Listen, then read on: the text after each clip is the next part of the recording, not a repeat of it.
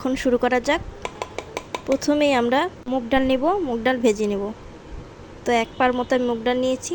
এখন আমি মশলা বেটে নেব। এখানে দিয়েছি জিরে, কাঁচামরিচ আর আদা।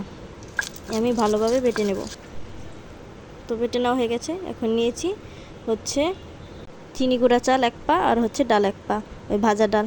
এগুলো ভালোভাবে ধুয়ে নিয়েছি। এখন প্রেসার কুকার বসিয়ে দেব। দিয়ে দিলাম তেল, সাদা তেল। এর মধ্যে দিয়ে দিলাম তেজপাতা আর এখানে দারচিনি, এলাচ, লবঙ্গ থেতো করা আছে। আর ওই বাটা মশলাটুকু দিয়ে দেব।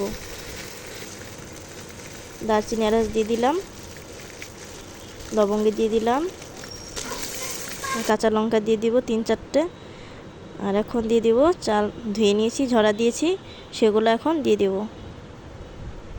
তো বন্ধুরা, এমন আরও ভিডিও পেতে অবশ্যই তোমরা ভিডিও বেশি বেশি করে দেখবে, লাইক করবে, শেয়ার করবে, আমাদের পাশে থাকবে। দিয়ে দিলাম হলুদ, 1 চা চামচ হলুদ। হলুদ বেশি লাগবে না, অল্প একটু হলুদ দিয়ে হয়ে যাবে। দিয়ে দিলাম 2 টেবিল চামচ ঘি। ঘি দিলে কিন্তু খিচুড়ির ঘ্রাণটা খুব ভালো হয়। আর 2 চামচ লবণ। এখন ভালোভাবে নাড়াচাড়া দিয়ে নেব। আর দিয়ে দিলাম 3 টেবিল চামচ চিনি।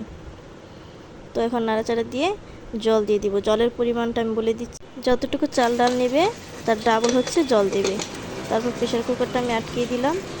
এখন 2 মিনিটের জন্য অপেক্ষা করব। তারপরে 2টা সিটি দিলেই আমরা এটাকে নামিয়ে নেব। নামিয়ে 5 মিনিট রেখে দেব।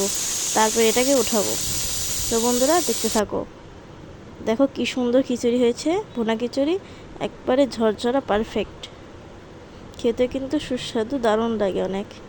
তো তোমরা বাসায় অবশ্যই ট্রাই করে দেখবে যে ঠিকঠাক মতো হচ্ছে কি না, আর খেয়ে বলবে কেমন হয়েছে। দেখছো কি সুন্দর হয়েছে, দারুণ হয়েছে।